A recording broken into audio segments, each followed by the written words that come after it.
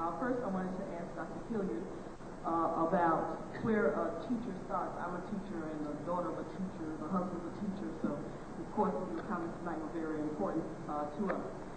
And I follow one of my mother's philosophies, and she used to say just wherever the child is, wherever they are, just start from there and go forward. And I think today that has been formalized as pre-testing. And I wanted to ask her comments about that particular concept in teaching. And I wanted to ask Dr. Jeffries about a headline I read in the latest issue of the Capital Spotlight here in town that says that, well, maybe between the two of you, says that there was a decision that Black History Month should be done away with. And I'd like for you to comment. That's what the headline says, and I have the newspaper right here with me. Who made that decision? Somebody at the Afrocentric Conference in Atlanta, of course. I mean, that's what was implied by the headline. No, okay, I can respond to both of those. Okay. The first thing is, because I was the one that convened the Afrocentric Conference in Atlanta, and I can tell you, we didn't say that. He did more than convening. He took control, and it turned out to be one of the best conferences. Many of us who have attended these conferences over 20 years, it turned out to be one of the best conferences we've ever attended, and it's thanks to him that it occurred. That's my brother. Thank you very much. We have, I just want to say something about the wisdom of your mother. We always run into these problems. You know, I've been in education now for almost 30 years.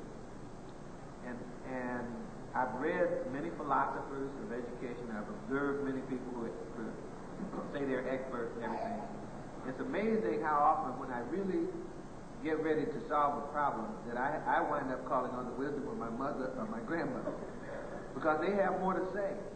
What you just said, you know, it's a shame that someone has to wait until they've been through 50 research studies to show that if you try to teach someone, you have to start where they are. You know, that's so straightforward that it's not even funny.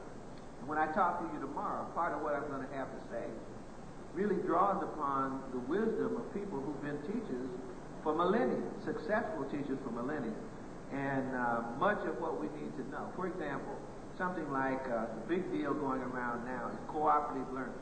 Have you ever heard of that? That's African methodology. I mean, that's how Africans organize their mystery schools to teach other African people. I mean, I was in Liberia, you'd have 15 kids going out of this town into the bush for bush school. They'd be in bush for 2 or 3 years. All 15 came out. You know, they didn't have gifted, average, and retarded. And they all learned very complex things. You have to know what goes on in bush school to fully appreciate it.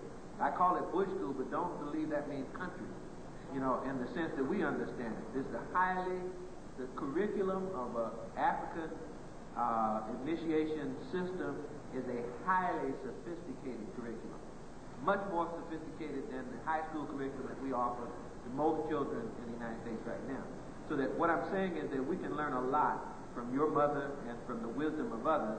And what has happened in professionalism is that we have in a way professionally colonized knowledge, and we give it back to people who are learning to be teachers in the kind of doses that make them walk like Frankenstein.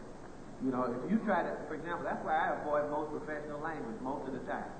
If I start talking about competency-based education, minimum competency standards, and all this language, so forth, by the time I get ready to act, all my rhythm is gone. So I don't mean to downplay the value of research and professionalism. What I'm critiquing is that much of the things that pass for research and professionalism aren't. So thank your mother for being wise. The second thing that you asked had to do with this business of not doing African History Month. That came from a quotation mark of the co-convener of the conference with me in Atlanta. What she in no way said that African History Month should not be celebrated. What she said was that we should not be confined to 1 month a year. That's what was said. Okay, the reporter got it and put she didn't really change it, but she put a slant on it so that it could be read that they said instead of African History Month, you ought to infuse the African curriculum in the general curriculum And that comes from that way of thought that is either or thinking. That's the European Kierkegaardian approach. You either have A or you have B. But Africans always say both and. So what I say is we ought to have, if anything, we ought to have 2 months of African history, and we ought to have infusion in the curriculum throughout 366 days of the year. So I'd like to clarify that in case anybody else saw it. That would be a total misinterpretation and misquotation of anything that was said in Atlanta. First place, there was no meeting on that topic in Atlanta.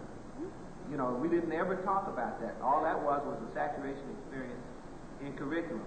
And that came from the quote of, and really a misinterpretation of the quote by a reporter, and not from any position that was taken. So if you hear that anywhere, please disabuse anyone of that notion. Okay, I just wanted to say I have it right here, and not only is it in the headline, but the article continues. It says, about 200 black educators met in Atlanta last month, determined to do away with Black History Month. No, see that? Well, the first place there were 800 of us, not 200. but the person who wrote the initial article wrote the article before they do the count. And the estimate that we had was that we would have about 200 to 300 people. We had over 500 paid registers the very first day, and at certain points in the conference we had almost 800 people, and they came from everywhere, and we never even raised that question. So that's just misreported. And that somebody copied somebody else's news story. Melvin. What's up, good brother? Okay. I have, I'd like to direct a question to Dr. Jeffries and to Dr. Hillard. The first one is, Dr. Jeffries, can you describe the madness and how none of these people ever heard anything that you or Dr. Naim Akbar going to the Law Show was saying? Can you describe like what happened after the show? Because after that show had gone off, I mean, those folks, they were quite excited in a negative sort of way. Could you talk about that? The audience that... Yeah, the reaction I was noticing, like as I was doing the show, the reaction of the European folks, I mean, they never heard a thing that you were saying, and they didn't care to, and they were just talking, they never heard the essence. Clarify the question. What he's referring to is earlier this year, Dr. Jeffries, Dr. Akbar, and Dr. Small appeared on the Hillard show, and they discussed white racism and dabbled in the whole melanin question. And, well, please tell the story. We were talking about that earlier.